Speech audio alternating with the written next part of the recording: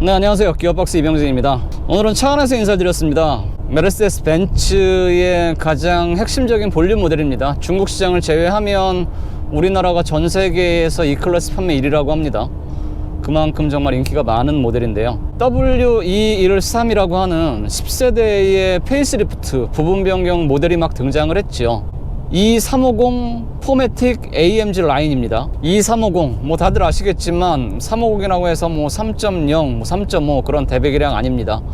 2.0 터보 가솔린 엔진을 품고 있고요. 9단 자동 변속기와 호흡을 맞춥니다.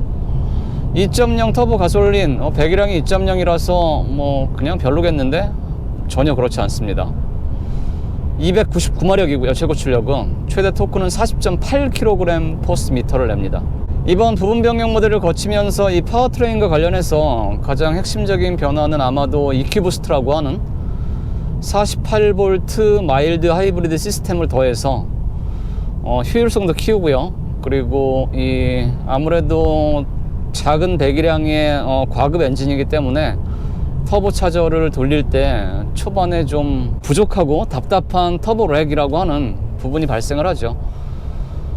그래서 그 EQ 부스터라고 하는 48V 마일드 하이브리드 시스템이 최대 22마력 그리고 25 토크 정도를 도움을 준다고 합니다. 그 48V 마일드 하이브리드 시스템, 벤츠에서는 EQ 부스터라고 부르는데요. 그게 필요에 따라서 22마력 그리고 약 25.5 토크 정도를 엔진, 내연기관 엔진에 힘을 보태준다고 해요. 이 주행 중 급가속이나 아니면 초반에 출발을 하거나 그럴 때 답답할 때가 있거든요. 하지만 지금 이 2350 포매틱 AMG 라인은 그런 게 거의 없습니다. 지금 컴포트 모드로 주행 중인데요. 주행 모드는 5가지입니다. 보시면 에코, 컴포트, 스포트, 스포트 플러스, 인디비주얼 5가지예요.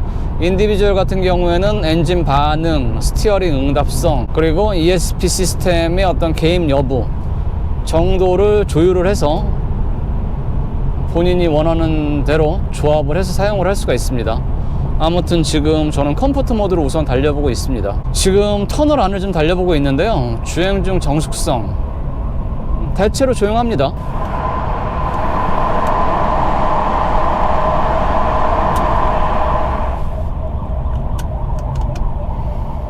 여러분들 느끼시나요?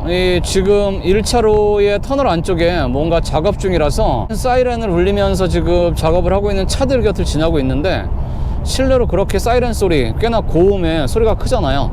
많이 들어오지 않습니다. 정수성 괜찮아요. 근데 조금 아까 제가 확인을 해봤는데 유리창이 뭐 이중접합이거나 그런 건 아닙니다. 한 장짜리지만 좀 도톰해요. 이 실내의 정숙성이나 안락함을 좀 잘 챙겨내고 있고요.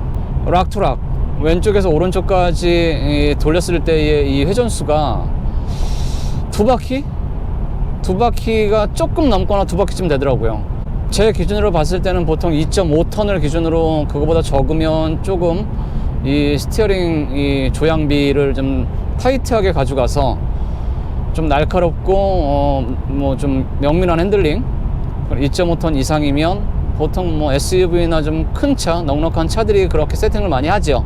2톤에서 조금 넘는 수준이니까 꽤나 날카롭고 예리하게 핸들링을 좀 세팅을 했다고 봐야죠. 유격은 없습니다. 유격도 거의 없고 제가 원하는 만큼 앞머리를 틀어대는 것도 정확한데요.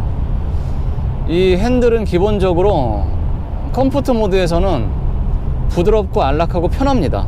허둥대거나 이렇게 헐렁헐렁한 느낌이 없으면서도 무겁지가 않아요. 전혀. 누구나 이 핸들을 잡고 돌려도 편하다 그런 느낌을 받을 수 있을 거예요. 이 AMG 라인이에요. AMG 패키지가 좀 적용이 돼 있는 트림이다 보니까 우선 보시다시피 이 시트가 상당히 버킷입니다. 헤드레스트 일체형까지는 아닌데 꽤나 이 몸통, 옆구리를 잡아주는 이 날개가 꽤나 공격적으로 좀 솟아있는 버킷 타입 시트고요. 더불어서 이 스티어링 휠도 좀 다릅니다. 3시와 9시에 손이 닿는 부분에도 이 뭔가 더 두툼하게 만들고 홈도 적극적으로 파놓고 타공까지 해놔서 그립이 손에 진짜 착착 감긴다는 게 어떤 건지 잡아보시면 느끼실 거예요. 스티어링 휠의 디자인과 모양이 좀 달라졌습니다. 디커 스티어링 휠이 적용이 되어 있고요.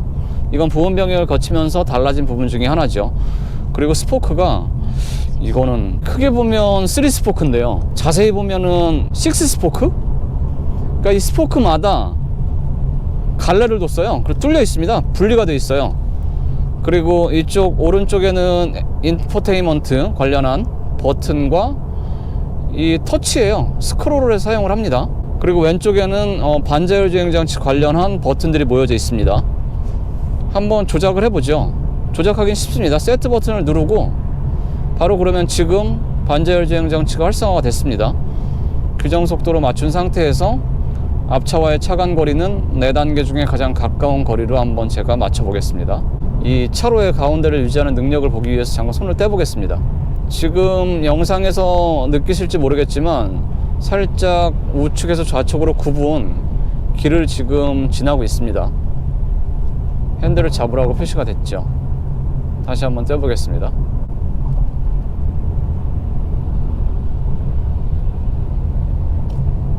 앞차와의 차간거리 유지하면서 부드럽고 자연스럽게 차로의 가운데를 유지하는 능력도 탁월하고요. 주행 중 가속감을 한번 보겠습니다. 거의 300마력에 육박하고 45가 넘는 토크이기 때문에 풀 스로틀을 하면 굳이 3000cc 6기통의 E클래스까지 가지 않더라도 이 정도의 어떤 가속 성능 그리고 안정감이라면 저는 충분할 것 같아요. 출력이야 넉넉하면 좋지만 이 정도도 아주 넉넉하거나 차고 넘치는 수준은 아니지만 이 정도라면 정말 여유 있을 것 같습니다. 스포츠 모드로 바꾸면 당연히 엔진 회전수를 적극적으로 사용을 하고 같은 속도에서도 단수를 내려 뭅니다. 핸들은 조금 묵직해졌어요. 오히려 저는 지금 이렇게 조금 더 팽팽하고 묵직해진 스티어링 휠이 더 운전이 편하고 좀 그런 느낌이 있습니다. 가속 페달의 응각성도 빨라졌고요. 근데 확실히 포매틱이라서 안정적으로 힘을 나눠 쓰는 능력도 상당히 출중합니다. 이렇게 앉아 타보면 기본적으로 여유가 있어요. 편하고 좋으면서 동시에 탄탄해요. 그러니까 부드럽고 묵직한데 탄탄하고 안정적이고 참 이게 참 이율배반적이긴 한데 승차감은 기본적으로 참 좋은데 근데 또 이게 물렁물렁해서 뭔가 불안하거나 승차감이 좋으면 당연히 좀 푹신푹신하고 물렁물렁할 수밖에 없잖아요. 근데 그런 거와 별개로 다부지고 탄탄하면서 동시에 묵직하고 안락해요. 그러니까 이게 승차감이 푹신푹신하고 여유로워서 편하다는 승차감이라기보다 그냥 이 어떤 지금 달리고 있는 이 도로의 상태, 지면을 내가 지금 어떤 상태의 길을 달리고 있구나 라는 게 느껴지거든요. 하지만 그게 잘 필터링이 되고 정제가 돼서 제가 몸으로 받아내고 느끼는 승차감은 결코 나쁘지 않습니다. 늘 안락하고 정숙해요. 부분 변경을 거치면서 달라진 부분이 보시면 느껴지시죠? 또 있습니다. 이 12.3인치 풀컬러 디지털 계기판과 12.3인치 터치스크린 모니터, 이전에는 터치가 되지 않았었죠. 터치도 지원이 되고요. 그리고 지금 증강현실 AR 기반의 근데 상황에 따라서 보여주고 있습니다. 뭔가 이 12.3인치의 커다란 모니터에 실제 카메라로 전방을 비춰주고 거기에다가 이 주행 방향을 표시를 해주는 기능이 들어갔더라고요.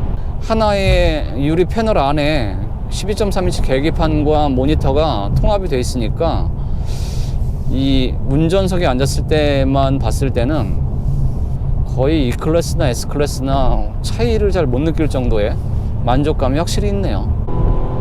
지금 스포츠 모드에서 제가 풀 스로틀을 잠깐 해봤습니다.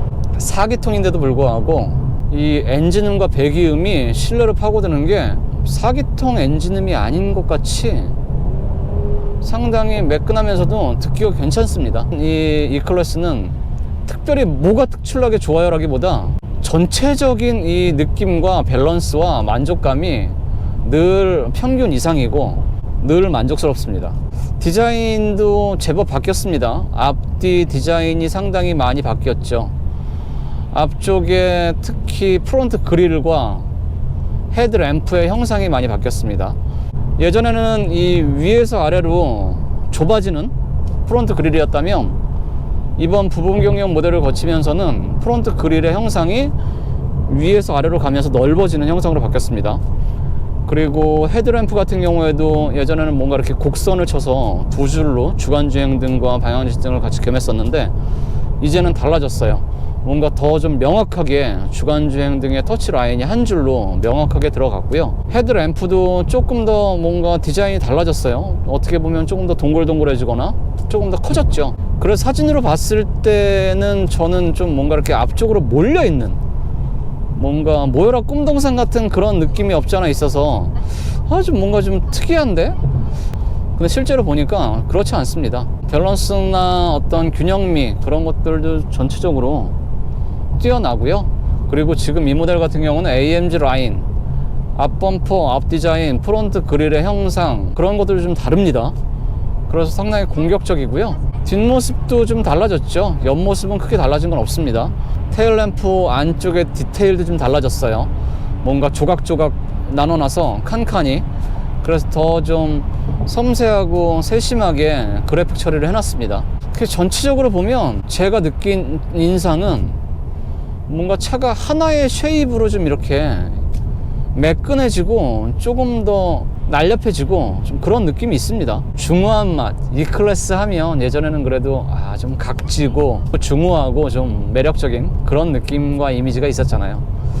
근데 이제는 그렇지 않습니다. 물론 뭐 아방가르드나 어떤 다른 트림에 따라서 느낌 차이가 좀 나긴 하지만 그래도 기본적으로 10세대의 부분 변경 모델 E클래스에 와서는 더 젊어지고 더 트렌디해진 건 확실해요.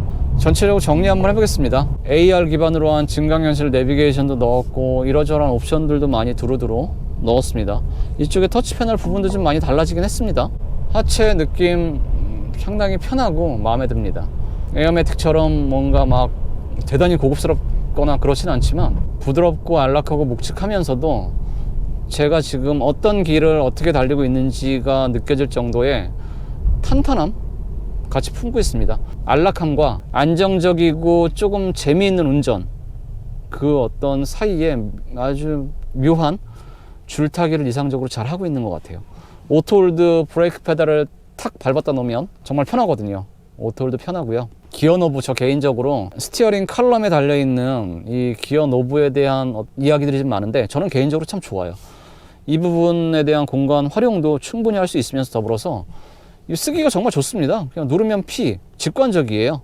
물리적이면서 공간 활용성도 유지하면서 시선을 뭐 둬야 되거나 그런 것도 없고 쓰면 정말 편해요.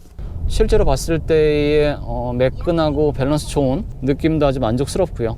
역시 이 클래스의 이 주행 질감은 특별히 나무랄 데가 없습니다. 예전보다 더 단단해져서 벤츠 고유의 우아하고 좀 정숙하고 고상한 그런 맛에다가 청년의 풋풋한 어떻게 보면 운전 재미라고 할 수 있죠. 그런 것들까지도 잘 챙겨 넣고 있습니다. 언덕에서 지금 제가 풀스로틀을 한번 해봤는데 어느 정도 속도가 붙고 그리고 좀 달리면 확실히 착 바닥에 달라붙어서 끈끈하게 타이어가 이 아스팔트를 물고 늘어지면서 안정적으로 달리는 게 매력적이에요. 이런 식으로 알려주는데요. 아직까지 익숙치가 않아서 그런지 대단히 좋다는 건 잘 모르겠어요. 좀 신기하긴 합니다. 익숙해지면 좋을 것 같아요. 가끔 운전 재미있게 달리면서 동시에 아주 안락하고 편안하게 가족차, 가족 세단을 찾으신다면 저는 추천드리고 싶습니다. 무려 엔진 라인업이 6가지나 되거든요. 플러그인, 하이브리드부터 디젤, 가솔린, 3.0, 2.0 등등 상당히 풍성한데 오늘은 직렬 4기통의 터보 가솔린, 거기에 48V 마일드 하이브리드 시스템인 EQ부스트를 더한 E350 포매틱 AMG 라인을 시승해봤습니다. 촬영과 편집은 힘들지만 구독과 좋아요는 힘이 됩니다. 고맙습니다.